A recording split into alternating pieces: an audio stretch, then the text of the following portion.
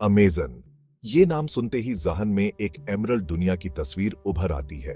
एक विशाल जीवन का ताना बाना जो पूरे कॉन्टिनेंट में फैला हुआ है। इसकी नदियां नसों की तरह बहती हैं, एक प्राचीन दिल की धड़कन की लय पर धड़कती है। ये रहस्य का क्षेत्र है जहां झात अज्ञात से टकराता है और हर कोना अनसुलझे रहस्यों की बातें करता है। अपने पन्ना रंग के आगोश में अमेजनन वर्षावन जीवन के अनमोल खजाने को संजोता है। यह किसी भी दूसरे जगह से अलग जैव विविधता का एक हॉटस्पॉट है, जीवों की एक अद्भुत श्रृंखला का घर है, कुछ जाने पहचाने से और बहुत से जिन्हें पूरी तरह से समझा नहीं जा सका है।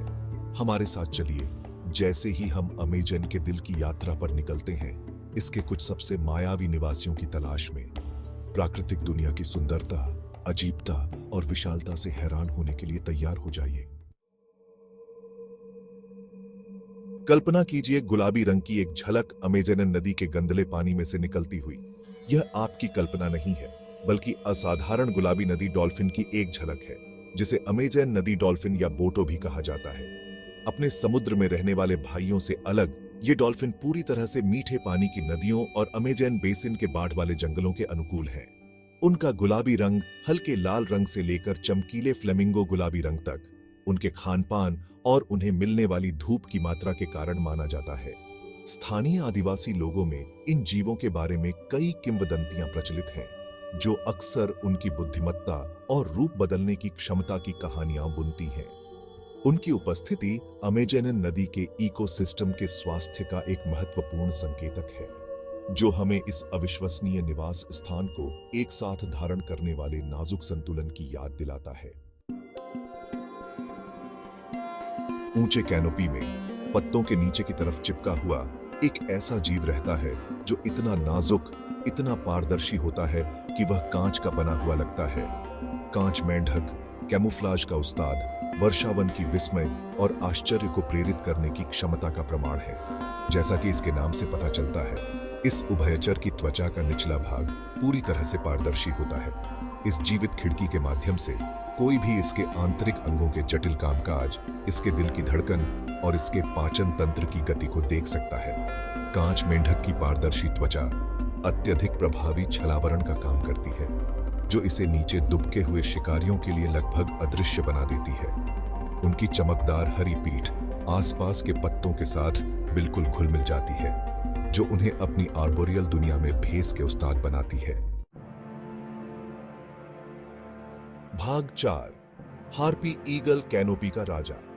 अमेजन के बीचों बीच एक खामोश शिकारी छतरी के ऊपर उड़ता है। उसकी तीखी निगाहें शिकार के लिए जंगल के फर्श को देखती हैं। यह हार्पी ईगल है, जो अमेजन का सबसे शक्तिशाली रैप्टर और वर्षावन का एक सच्चा शीर्ष शिकारी है। 7 फीट तक के पंखों के साथ यह शानदार पक्षी ध्यान आकर्षित करता है।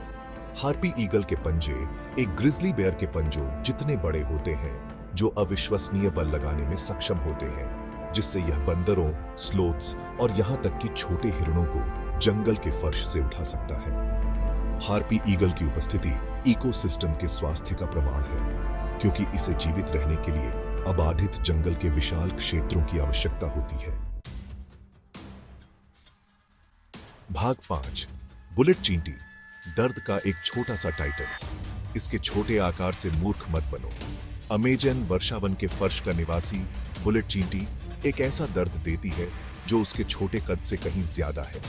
लगभग 1 इंच लंबी इस चींटी को किसी भी कीड़े के काटने पर सबसे ज्यादा दर्द होने के लिए जाना जाता है।